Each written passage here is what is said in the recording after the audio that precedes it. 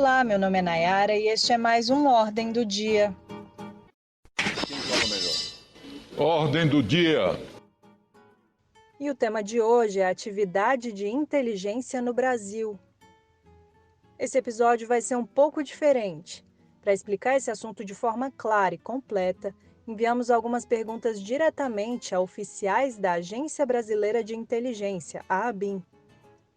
Para preservar a identidade dos nossos convidados, vamos reproduzir as respostas na voz já conhecida de um dos integrantes da Meta Política, o sociólogo Arthur Ives. A Agência Brasileira de Inteligência foi criada em 1999 pela Lei 9.883, que instituiu o SISBIN. Desde então, o Sistema Brasileiro de Inteligência integra as ações de planejamento e execução das atividades de inteligência do país. Mas o que é a atividade de inteligência? Qual é a função da inteligência de Estado? A atividade de inteligência tem por objetivo prover assessoramento nas mais diferentes esferas decisórias. No caso do Brasil, o principal usuário é o Presidente da República, que recebe análises em uma série de assuntos fundamentais para a segurança do Estado Democrático de Direito e para a defesa nacional. Por ser atividade de Estado, a inteligência nacional é considerada uma função permanente, que perpassa diferentes governos e que a esses governos deve prestar assessoria oportuna, imparcial e útil ao processo decisório nacional. Deve evitar surpresas estratégicas e táticas, buscando se antecipar aos principais entraves estratégicos para o desenvolvimento das políticas internas e externas.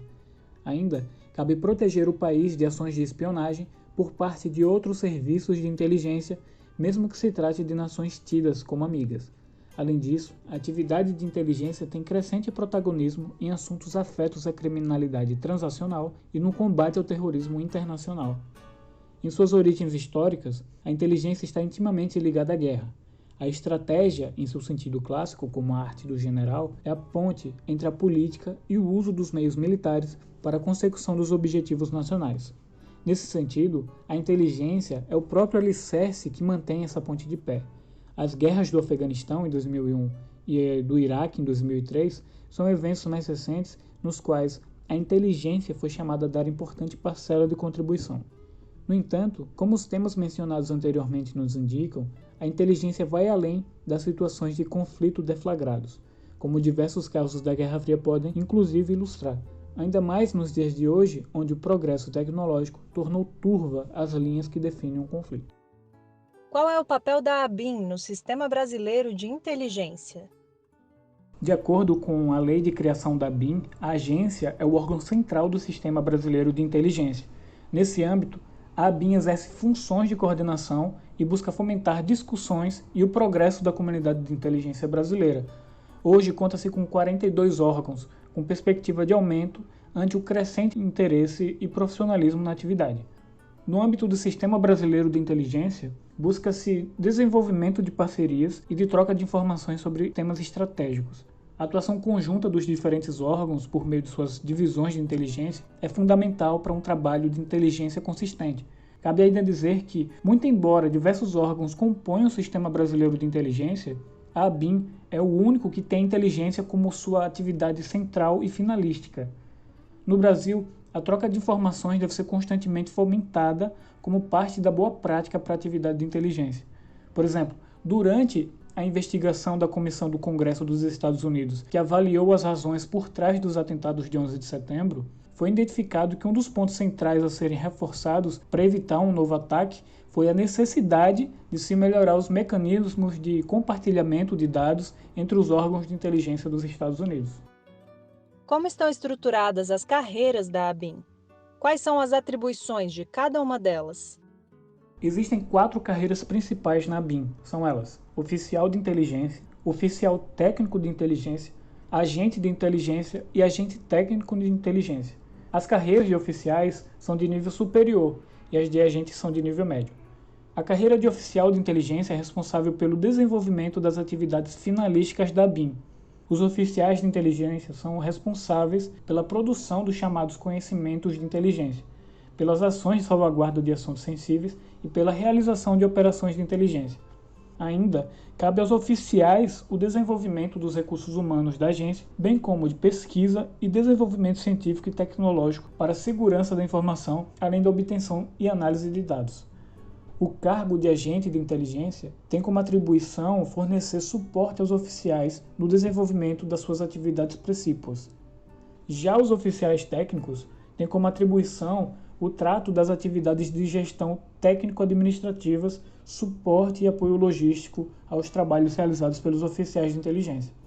Cabem aos oficiais técnicos também as atividades de manutenção predial, capacitação de recursos humanos voltados para a área técnico-administrativa e de apoio logístico à atividade.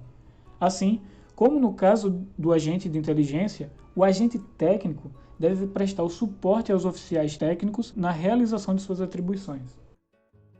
Por que tipo de preparação devem passar os oficiais de inteligência quando admitidos no concurso da ABIN? O ingresso na ABIN se dá por meio de concurso público, como se faz no caso de profissões em esfera semelhante, como a diplomacia, a polícia judiciária e as forças armadas, nesse caso, para o ingresso de oficiais nas academias militares. O acesso por meio de seleção rigorosa, com provas escritas e testes de aptidão física e psicológica, garantem que seja escolhido o corpo técnico mais capacitado, como acontece em outros serviços de inteligência pelo mundo, em sistemas de aplicação distintos, mas imbuídos do mesmo espírito.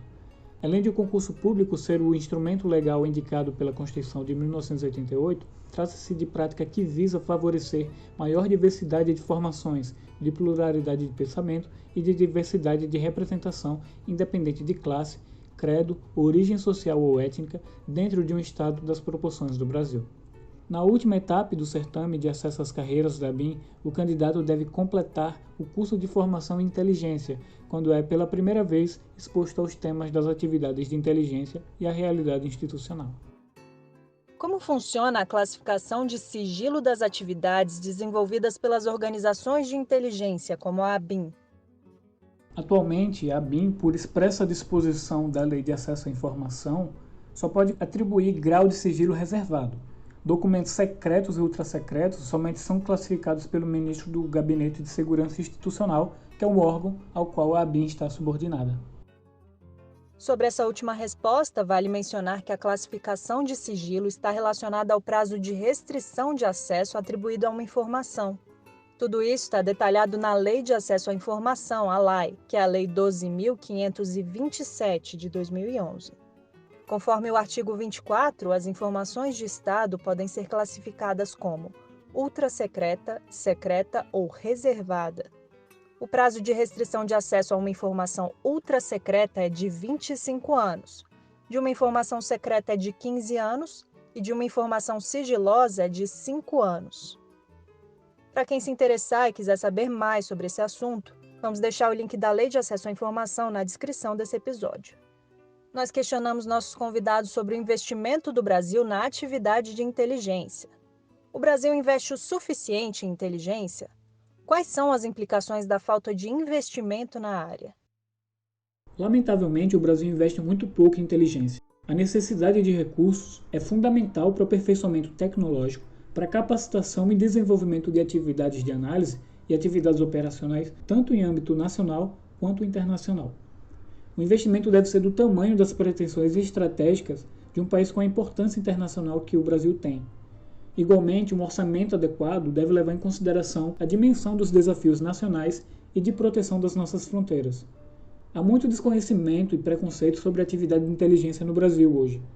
Há uma ausência de debate sério e propositivo na imprensa, o que leva a visões equivocadas sobre a natureza e contingência da inteligência de Estado. Maiores investimentos propiciariam mais adequado combate ao crime transnacional, contra o terrorismo internacional, as ações de espionagem e interferência externa, bem como para o favorecimento de projeção estratégica do país. A título de comparação, no seu orçamento 2020, a ABIN teve alocado o valor de 674 milhões de reais. O Departamento de Polícia Federal, cujo trabalho é igualmente inestimável para o Brasil, teve aporte de 7 bilhões 760 milhões de reais, ou seja, mais de 7 bilhões de diferença entre os valores disponíveis, o que sem dúvida repercute na consecução dos objetivos institucionais. Quando levamos em comparação para outros serviços de inteligência, a disparidade é ainda mais gritante. A Agência Central de Inteligência, a CIA, um dos principais serviços de inteligência dos Estados Unidos, tinha em 2013 um orçamento estimado em 75 bilhões de reais, à época abocanhando quase 30% do orçamento total de inteligência estadunidense. Se considerarmos a mesma proporção e que o Programa Nacional de Inteligência dos Estados Unidos tem orçamento de aproximadamente 300 bilhões de reais, hoje a CIA pode ter cerca de 100 bilhões de reais para promover a atividade que é exercida preponderantemente no exterior. Se considerarmos o Programa de Inteligência Militar dos Estados Unidos, o valor total do orçamento de inteligência aumenta para 400 bilhões. Outro importante aspecto que merece atenção é a recomposição do quadro de funcionários da ABIN. A realização de concursos públicos deve acontecer com maior regularidade, de forma a garantir a renovação e a continuidade da atividade de inteligência, sem que haja perda de transferência do conhecimento e de experiências em razão de grandes períodos sem concursos públicos. Atualmente, a agência aguarda a nomeação dos excedentes do concurso público realizado em 2018, que contribuiria para a redução do déficit de pessoal. E este foi mais um Ordem do Dia. Se você gostou deste episódio, compartilhe em suas redes e entre em contato com a Meta Política para dar sua opinião. No Twitter, no Facebook e no Instagram, nosso endereço é MetaPolíticaBR. Agradecemos imensamente a participação dos oficiais de inteligência da ABIN, representados aqui pela Associação dos Oficiais de Inteligência, a AOFI. Esses profissionais se dispuseram a responder cada uma das perguntas a fim de esclarecer dúvidas sobre uma atividade que é estratégica e fundamental. Agradeço também ao Arthur por dar voz ao texto. A você, obrigada pela audiência e até a próxima.